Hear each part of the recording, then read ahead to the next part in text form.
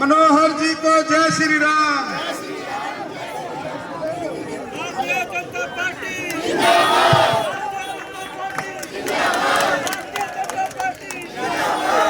मेरे पिता तुल्य आदरणीय मनोहर लाल जी, आपका अपनी करनाल की कर्म भूमि पर, आपके अपने करनाल के निर्वाचन क्षेत्र पर, मैं दानवीर राजा कर्ण की धरती पर और इस ऐतिहासिक कर्ण गेट के बाजार पर दिल की गहराइयों से आपका हार्दिक आभार, स्वागत और अभिनंदन करता हूं। आपका आशीर्वाद, आपके प्यार, आपके स्नेह से अभिभूत हूं। आपके द्वारा इस बच्चे को जो मान और सम्मान दिया गया, ये पूरे करनाल की 36 बिरादरी का मान और सम्मान है। आपने जो एक कार्यकर्ता को मान और सम्मान दिया, ये टिकट करनाल की जनता के द्वारा, ये टिकट करनाल के कार्यकर्ताओं के द्वारा। और आदरणीय मनोहर जी, आपको एक और बात बताऊं, इतनी हजूम ने, करनाल की 36 बिरादरी ने ठान लिया है, आपके द्वारा जो जिम्मेवारी मेरे कंधों पर दी गई थी, उसको ये 8 तारीख को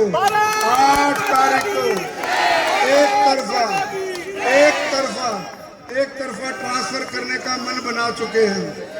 मेरा आपसे निवेदन है कि मैं ज्यादा समय ना लेते हुए सीधा मंच आपको प्रेषित कर रहा हूं। आदरणीय मनोहर लाल जी,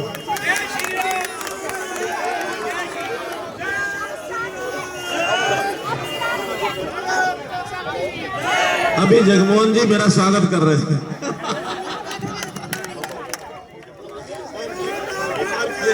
ये मैं जगमोहन जी का स्वागत करता हूं।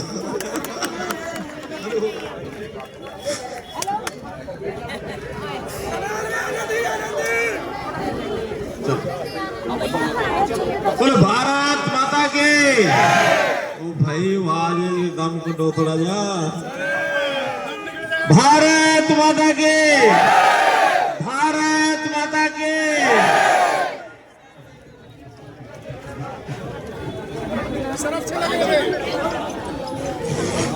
कर्ण गेट करनाल का ये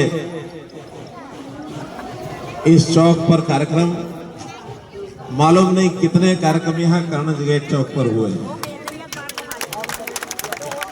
लेकिन आज ये अपने आप में एक अलग सा कार्यक्रम है।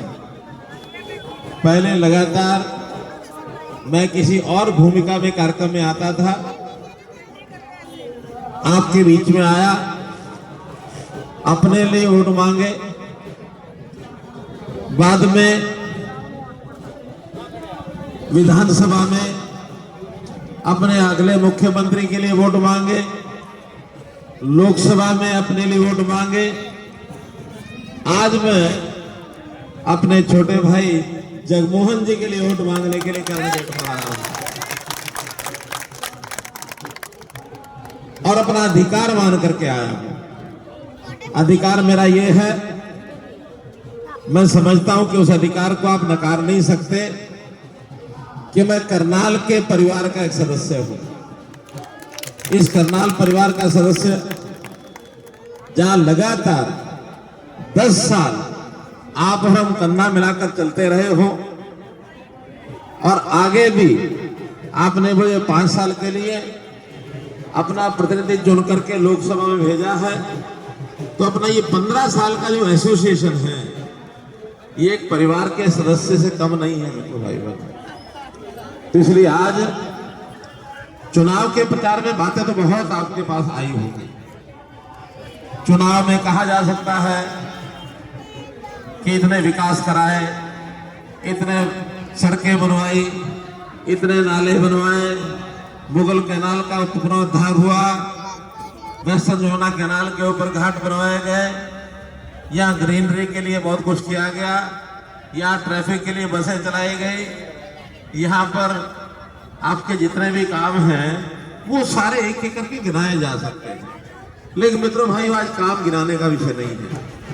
आज तो मैं एक ही बात कहूंगा कि आने वाला 5 साल देखना ये है कि 10 साल कांग्रेस की जब सरकार थी उस समय क्या था और जो भारतीय जनता पार्टी की सरकार आई 10 साल, उस समय वातावरण कैसा था।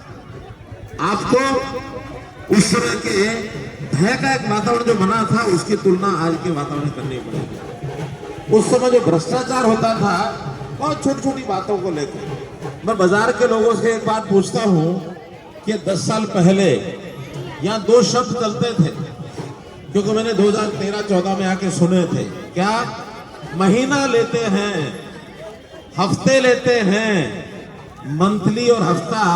अब कोई शब्द नहीं सुनाई देता है, कहीं सुनाई देता है नहीं। तो जो हफ्तावारी लेने आता था ना, वो दूर से आता था, रेडी वाला देख लेता था, अपने जेब से पैसे निकाल के रेडी की साइड में मुट्ठी बंद कर लेता था। वो आता था, मुट्ठी में मुट्ठी डाल के अपना लेता था और चलता बनता था, बात भी नहीं करता था। इस प्रकार से एक आतंक दुकानदार को बुजुर्ग रहता था। केवल दुकानदारी नहीं, हमारे अनुसूचित जाति के भाई किस प्रकार से पीड़ित थे, पूरे हरियाणा में ऐसा उनका अपमान होता था। किस प्रकार के हमारा किसान, कैसे हमारा कर्मचारी ट्रांसफर करने के लिए महीनों महीने चक्कर काटता था अपने दफ्तरों में, चंडीगढ़ इधर से उधर, यहां से वहां। नौकरी पाने के लिए लोगों को लाखों रुपए देने पड़ते थे, लाखों रुपए। क्या अब किसी को पैसा देना पड़ता है? नौकरी का तो ये विषय है कि गांव-गांव में, शहर-शहर गली में बिना पर्ची बिना खर्ची, ये जो विषय है लोगों के सिर जादू चढ़ के बोल रहा है मित्रों, सिर जादू चढ़ के बोल रहा है। भारत माता की, भारत माता की। ये बात भी ठीक है कि एक प्रतिनिधि को जितना आपके बीच में रहना चाहिए था, मैंने कई बार क्षमा मांगी है कि मैं उतना समय शायद जो विधायक को लगाना होता लगा नहीं पाया, लेकिन उसका कारण भी साथ बताया, क्योंकि आपने मुझे जिम्मेदारी ऐसी दे दी कि या तो मैं यहाँ बैठूं और या चंडीगढ़ जाके काम करूं। काम तो एक ही हो सकता है, लगातार 30 दिन तो बैठा नहीं जा सकता। और चंडीगढ़ के काम सारे प्रदेश के लिए करने का आपने मुझे जो अवसर दिया, मैं उसके लिए आपका आभारी हूं। ये शहर सीएम सिटी कहलाया, और कोई एक शहर हरियाणा का एकमात्र करनाल है कि जो 2 सीएमसी सिटी कहलाया है, 2 सीएमसी। अब सीएम सिटी जो हो जाता है, सीएम वहां से न भी रहे तो सीएम का प्रतिनिधि वो जो रहेगा वो सीएम सिटी की तरह ही काम करेगा मित्रों। आज सीएम सिटी रहेगा, प्रतिनिधि के रूप में काम करेगा। यहां से जिले के बाद जब जाएंगे तो निश्चित रूप से सरकार में करनाल की भागीदारी को कोई नहीं रोक सकता।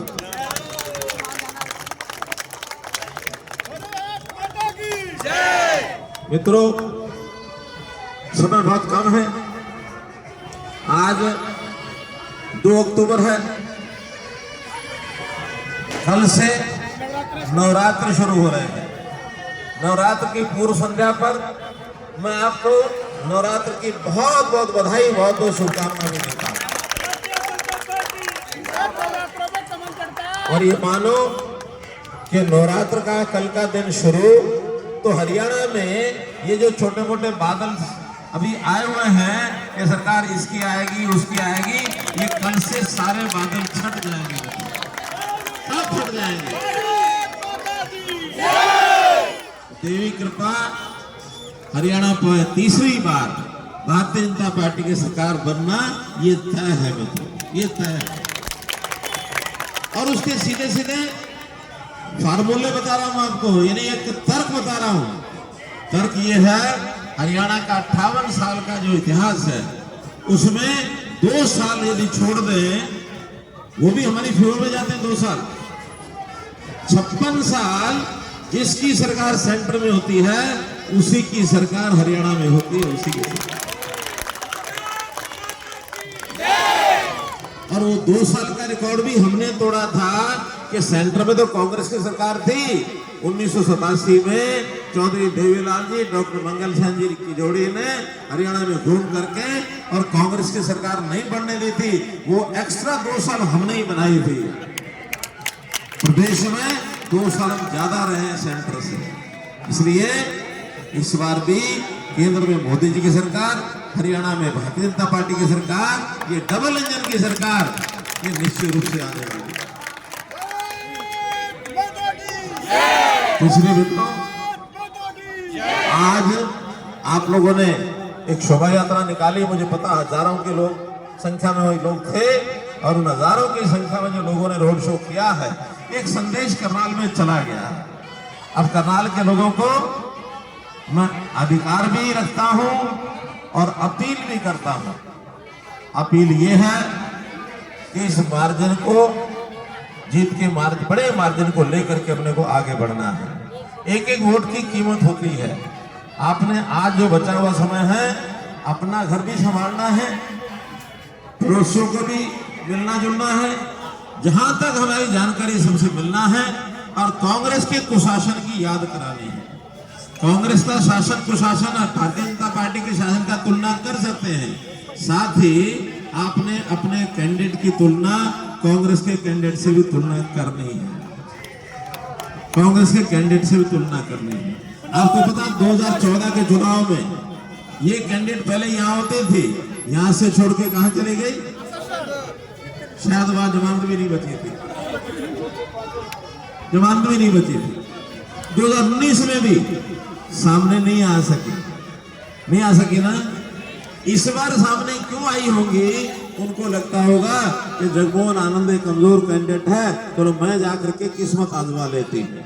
भाई बहनों, जगमोहन आनंद जैसे आप लोगों के सामने मनोहर लाल ताकतवर था, नायब सिंह सैनी ताकतवर थे, ऐसे ही जगमोहन आनंद ताकतवर हैं, और उनको ये पता लग गया है, उनको पता लग गया है। अब तो नहीं, मैं कह रहा हूं उनको पता लग गया है कि जगमोहन जी उतने ही ताकतवर हैं जितना ताकतवर मनोहर लाल था, जितने ताकतवर नायब सिंह सैनी थे। और उनके कार्यक्रमों का जो फीका फीकापन हमको सबको पता है। अभी 2 दिन पहले हुड्डा जी कुंजपुरा में आए थे, सब कुर्सियां नहीं भर सके। अभी एक और जगह कहाँ गए थे, बला में गए थे, 1200 कुर्सी नहीं भर सके थे। अभी कांग्रेस की कैंडिडेट दिन में 3 से 4 कार्यक्रम के आगे बढ़ नहीं पाती है, जबकि आप लोग, जो मेरी जानकारी है, जो तो मैं समझता कि हरियाणा की जानकारी रख रहा हूं, आप जगमोहन जी आनंद के साथ 15, 18, 20, 22, मुझे याद है एक दिन करनाल में एक ही दिन में 34 कार्यक्रम मेरे आप कार्यकर्ताओं ने कराए थे, एक ही दिन। तो करनाल तो प्यार का भूखा है। करनाल के लोग अपने कैंडिडेट को आंखों पर उठाते हैं, और कैंडिडेट हमारा जो है वो जनता के साथ प्यार करता है, तब कभी भी हमारे बीच में कोई दूरी आती नहीं है। और अगर भाई जगमोहन जी कोई छोटी मोटी कमी है भी सही, तो जरा नतमस्तक होकर के और सबसे वोट की अपील करते हैं।